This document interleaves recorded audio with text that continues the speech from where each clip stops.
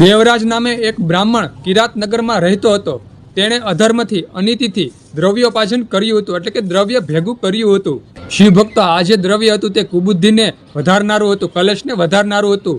તે બ્રાહ્મણની બુદ્ધિ નષ્ટ થઈ ગઈ હતી. તેણે તેના માતા પિતા અને પત્નીની હત્યા કરી નાખી, કારણ કે તેની બુદ્ધિ ભ્રષ્ટ થઈ ગઈ હતી. અને પછી તે બ્રાહ્મણ એક ખરાબ સ્ત્રી તરફ આકર્ષાયો અને બધું જે દ્રવ્ય હતું તે સ્ત્રીને આપી દીધું. ત્યાર પછી આ બ્રાહ્મણ આ ખરાબ સ્ત્રીની સાથે રહેવા લાગ્યો. ત્યારબાદ એક ઘટના ઘટે છે. તે બ્રાહ્મણને તાવ આવે છે અને તે શિવાલયના પટાંગણમાં જઈને સૂઈ જાય છે.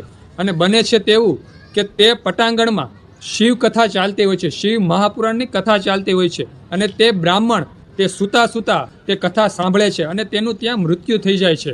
કથામાં સુંદર લખ્યું છે કે યમદૂતો તે જીવને લઈને જતા હોય છે, પણ શિવદૂતો આવી અને તે જીવને મહાદેવના શરણે લઈ જાય છે, ભગવાન શિવજીના શરણે લઈ જાય છે. અને તે જીવ તે બ્રાહ્મણ મોક્ષ ગતિને પામે છે.